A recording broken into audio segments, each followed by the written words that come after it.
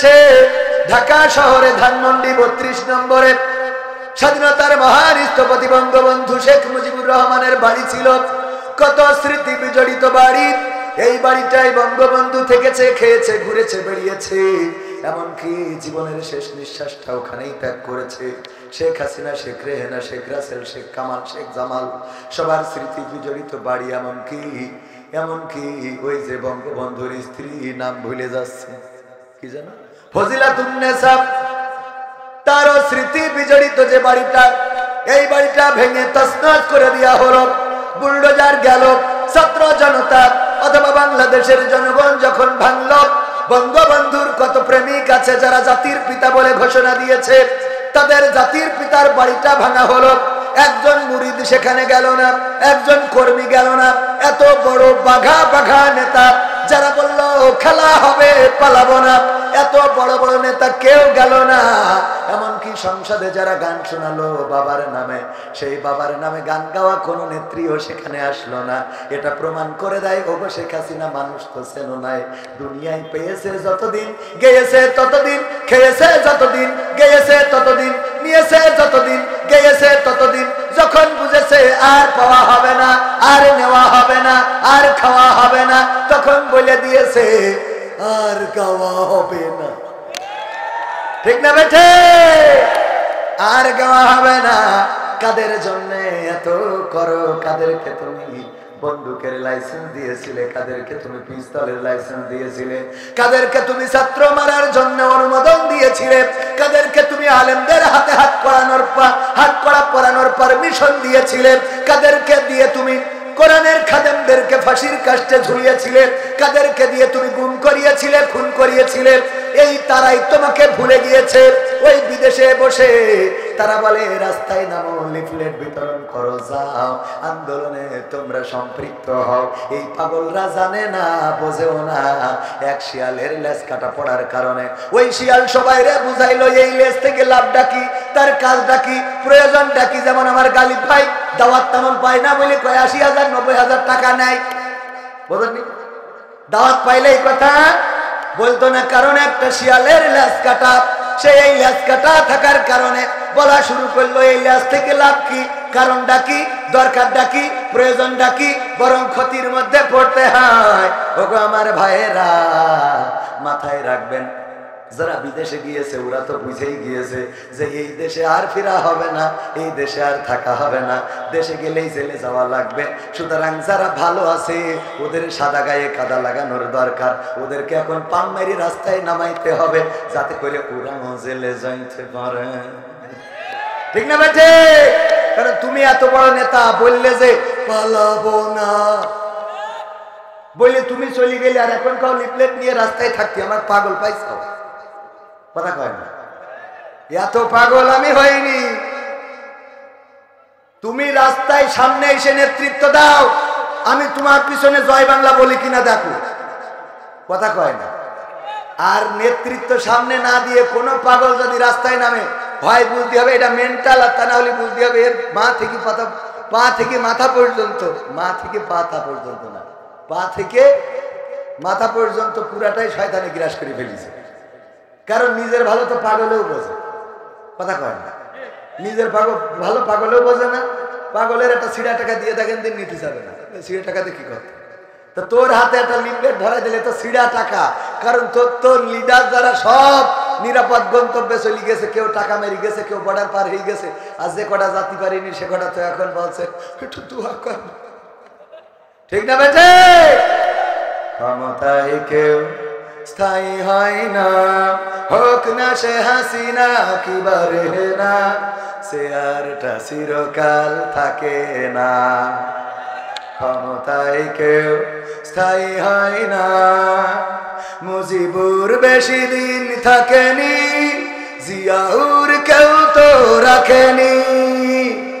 ঠিক না বেঠে?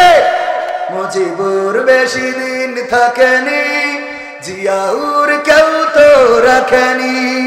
এরশাদ চলে গেছে পৃথিবী ছেড়ে, এরশাদ চলে গেছে পৃথিবী ছেড়ে, কেউ আজ তার কথা কয় না। পছন্দ হলো না কথা? বলেন বাবারে, আওয়াজ না বেরোলে আমার বেরোবে না, কিন্তু আপনাদের আওয়াজ বেরোচ্ছে না কেন? ক্ষমতায় কেউ স্থায়ী হয় না, হোক না সে হাসিনা কি বারে না, সে আরটা চিরকাল থাকে না। ক্ষমতায় কেউ স্থায়ী হয় না, হাসিনা ক্ষমতা ধরে রাখতে আয়না ঘর বানিয়েছিল, জনগণের রোশনালে দাদার দেশে পালিয়ে গেল। হাসিনা ক্ষমতা ধরে রাখতে আয়না ঘর বানিয়েছিল, জনগণের রোশনালে দাদার দেশে পালিয়ে গেল। ডিবি হারুনের পাশে আর, ডিবি হারুনের পাশে আর পরিমণিদের দেখা যায় না, ঠিক না বেঠে? ক্ষমতায় কেউ স্থায়ী হয় না, হোক না সে হাসিনা কি বারে না, সে আরটা চিরকাল থাকে না। সে আর কি চিরকাল থাকে না? থাকে না। আমার আগে ছিল আমাদের আসাদুল্লাহ গালিব ভাই, তিনি আলোচনা করেছিলেন চেয়ার যতক্ষণ ছিল পাওয়ারও ছিল, যা মনে চেয়েছে বলেছে। এখন আবার পাশে বসা, এখন চেয়ার আমার, এই জন্যই ডাইরেক্ট মেরে দিচ্ছি, ঠিক না বেঠে? কারণ যখন যার চেয়ার তখন তার পাওয়ার, সে যেইভাবে বলবে সেইভাবে শোনাই লাগবে, সে যেইভাবে বলবে সেইভাবে করাই লাগবে। এখন ডক্টর ইউনূস চেয়ারের মালিক, দেখেন অপারেশন কি ডেভিল হান্ট শুরু করেছে। কি অপারেশন ডেভিল হান্ট? থানায় পুলিশ গ্রেফতার হচ্ছে, এটা বিশাল ম্যাজিক না? থানায় পুলিশ গ্রেফতার হচ্ছে। এতদিন আমাদের ধরে নিয়ে থানায় রিমান্ডে নির্যাতন করেছে, নিষ্পেষণ করেছে। আমাদেরকে নির্যাতন নিষ্পেষণ করেই ক্ষান্ত হয় নাই, যা মনে চেয়েছে তাই করেছে, ব্ল্যাকমেইল করেছে, পরিবার থেকে টাকা নিয়েছে, সম্পদ নিয়েছে। ও আমার ভাইয়েরা, যারা এই কাজগুলো করলো, আল্লাহ বলল দেখো আমি ছাড় দিই কিন্তু ছেড়ে দিই না। এরপরেও যদি শিক্ষা না হয়, ওর শিক্ষার কিয়ামত পর্যন্ত হবে। এরপরেও যদি না বোঝে, ওর কিয়ামত পর্যন্ত আর বোঝানো সম্ভব হবে না? হবে না। এত কিছু দেখার পরেও যদি তোমার লজ্জা না হয়, চায়ের দোকানে বিড়ি টানে আর বলে আগেই তো ভালো ছিলাম, ঠিক না বেঠে? ওর এরপরেও যদি শিক্ষা না হয়, আর শিক্ষা হবে? আগেই তো ভালো ছিলাম বলার জন্য তারা একটা মাস্টার মাইন্ড করেছে, একটা পরিকল্পনা গ্রহণ করেছে। সেই পরিকল্পনা কি? এই বাংলাদেশে অস্থিতিশীল পরিবেশ তৈরি করতে হবে। মানুষকে সুখে থাকতে দেওয়া যাবে না, মানুষ যেন ঘুমাতে না পারে। রাতের অন্ধকারে ছিনতাই বাড়িয়ে দিতে হবে, রাস্তায় দাঁড়িয়ে গাড়ি থামিয়ে ছিনতাই করতে হবে, চাঁদাবাজি করতে হবে, এমনকি ধর্ষণ, খুন, গুম, অপহরণ এগুলো বাড়িয়ে দিতে হবে। এই কারণে যে যেন মানুষ বলতে পারে এর থেকে তো আগে ভালো ছিল। কথা বোঝেননি?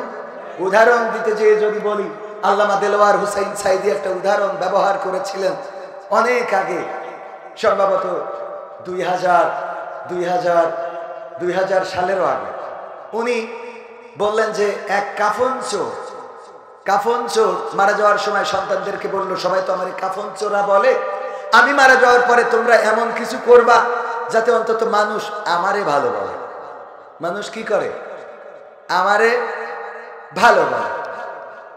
আমি ভালো কাজ করার কারণে আমার আব্বার খুব ভালো বলে, এরকম মানুষ নাই যে তোমার থেকে তোমার আব্বা ভালো ছিল, এই কথা তোমার একটা বলে না। কয় তোমার আব্বা কি ছিল, তুমি তো তার থেকে ছাড়াই গেছ, এরকম অনেকেই বলে। আল্লাহ আব্বার থেকে তো আর ছাড়ানো যায় না।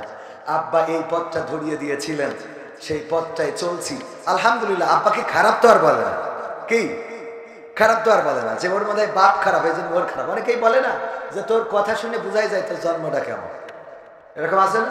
বাবারে গালি খাওয়ায়, মারে গালি খাওয়ায়। বিশ্ব নবী সাল্লাল্লাহু আলাইহি সাল্লাম বলেছেন তোমরা তোমাদের মাকে গালি দিও না। আল্লাহ নবী সাহাবীরা বলেন, ওগো বিশ্ব নবী, কেউ কি তার মাকে গালি দিতে পারে? কয় তোমরা যখন তোমাদের অপরের মাকে গালি দাও তখন সে তোমাদের মাকে গালি দেয়।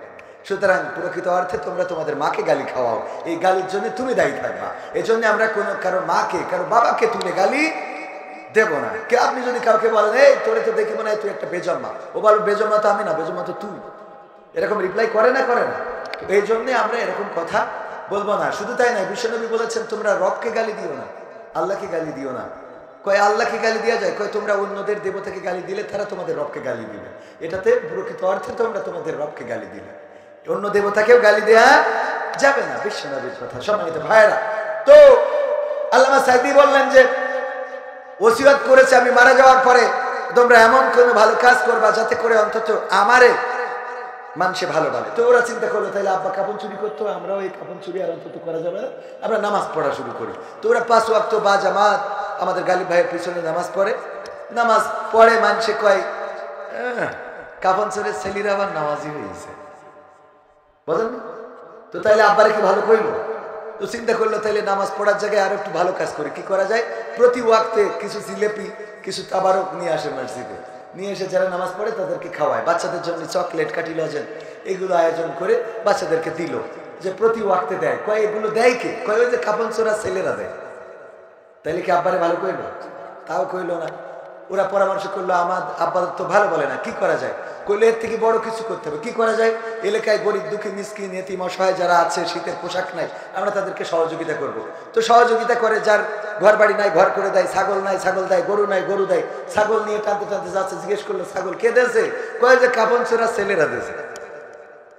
এত ভালো কাজ করেও তো আব্বারে ভালো কয় না। 3 ভাই আবার পরামর্শ করলো, ভাই তাও তো আব্বারে ভালো বলে না, এখন কি করা যায়? বললো আমরা তাহলে কাপন চুরিতে ফিরে যাওয়া যায়। কাপন চুরিতে ফিরে আসছে, সবাই কয় কাপন চোরা ছেলেরা কাপন চোরাই হয়েছে। তাও আব্বারে তো ভালো কইলো না। এরপরে ডিসিশন নিল, ঠিক আছে আমরা শুধু কাফন চুরি করব না, যেই কবরে কাফন চুরি করবো ওই কবরের লাশটা উঠাবো, পাশার মধ্যে একটা বাঁশ দেব, আর এই যে কেশবপুরের ওই মাইকেল মধুসূদন দত্তের ওই রাস্তায় ওখানে যে মূর্তি ও এনে টেনাই রাখবে। যখন এই কাজগুলো শুরু করেছে, লাশ থেকে কাফন তো চুরি করে করে লাশটারে উঠায়, বাঁশ একটা ঢুকায়ে ওই মোড়ের মধ্যে কেশবপুরে তেমাত নাই যখন রাখে, মানুষে কয় এদের থেকে তো এদের বাপ ভালো ছিল। কথা কি বোঝা গেছে? এদের থেকে তো এদের বাপ ভালো ছিল, আব্বা ভালো ছিল। যে ওদের আব্বা শুধু কাফন চুরি করতো, এরা তো ডাইরেক্ট লাশটারে উঠায়া তার পিছনে বাঁশ ঢুকায়ে তারপরে এখানে দিয়ে রাখে। এদের থেকে এদের আব্বা ভালো ছিল। ওরা বলতেছে আলহামদুলিল্লাহ আজকে সাকসেস, অন্তত আমাদের আব্বার ভালো বলেছে। কথা বোঝেন নাই? তো এই কাজ করার জন্য সন্তানদেরকে লাগিয়ে দেওয়া হয়েছে যে জাতির সন্তানেরা তোমরা রাজপথে না নামতে পারো, দিনের আলোতে না বের হতে পারো। প্রকাশ তো পেয়ে গেছে, তারা বলেছে আমরা দিনের ঢাকায় যদি বেড়াতে না পারি, রাতের ঢাকায় কাউকে ঘুমাতে দেব না। এই জন্য পরিকল্পনা করে অন্যায় অনাচার পাপাচার কদাচার বাড়িয়ে দেওয়া হচ্ছে। আর এইগুলো যেন করার পরে মানুষ যেন বলতে পারে আগেই তো ভালো ছিলাম। কথা কি বোঝা গেছে? এই জন্য আগেই ভালো ছিলাম এই কথা বলতে দেওয়া হবে না।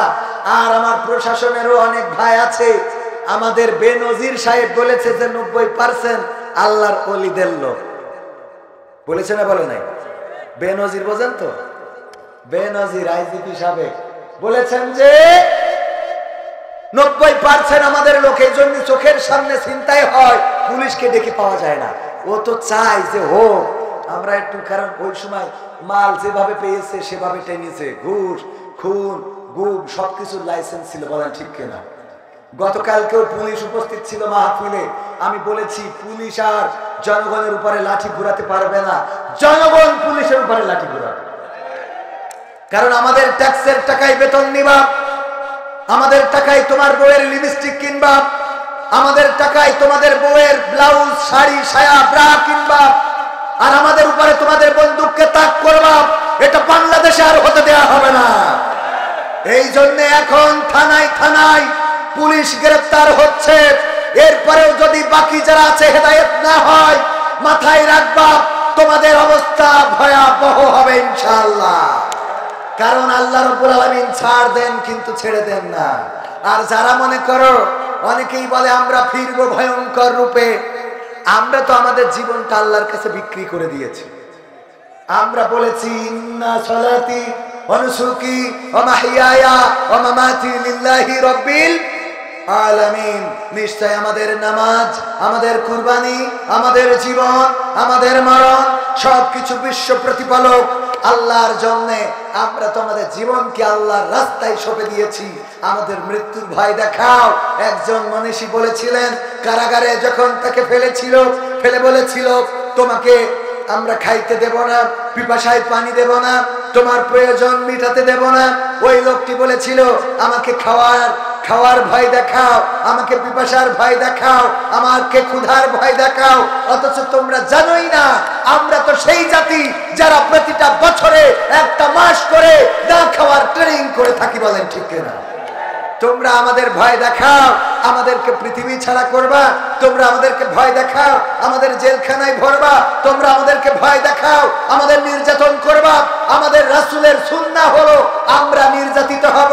আমাদের রাসূল শিখিয়েছেন, আমাদের কোরআন জানিয়েছেন, আমাদের মৃত্যুটা যদি শাহাদাতের মৃত্যু হয় তবে আমরা সেই সেতু পার হই, যেই সেতুটার নাম শাহাদাত, ওপারে আছে জান্নাত। সুতরাং ওই জান্নাতের জন্য জীবন দিতে আমরা কার্পণ্য বোধ করি না। ঠিক না ঠিক? বরং যার মনের মধ্যে শাহাদাতের তামান্না নাই, যার মনের মধ্যে শাহাদাতের চিন্তাটা নাই, যার মনের মধ্যে শহীদ মৃত্যুর তামান্না আকাঙ্ক্ষা নাই, এই মানুষটার মৃত্যু হবে মুনাফিকের মৃত্যু।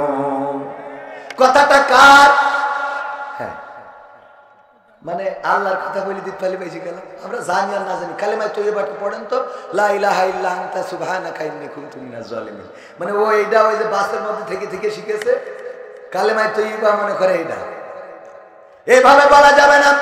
আল্লাহর নবী সাল্লাল্লাহু আলাইহি সাল্লাম বলেছেন, যদি কারো মনের মধ্যে শাহাদাতের তামান্না না থাকে, যদি কারো হৃদয়ের মধ্যে শহীদ মৃত্যুর আকাঙ্ক্ষা না থাকে, এই মানুষটার মৃত্যু হবে নেফাকির মৃত্যু, মুনাফিকের মৃত্যু। আর মুনাফিক এতটাই ভয়ঙ্কর, আল্লাহর নবী সাল্লাল্লাহু আলাইহি সাল্লাম বলেছেন, মুনাফিকের অবস্থান হবে জাহান্নামের একেবারে নিম্নতম স্তরে। বলেন নাউযুবিল্লাহ।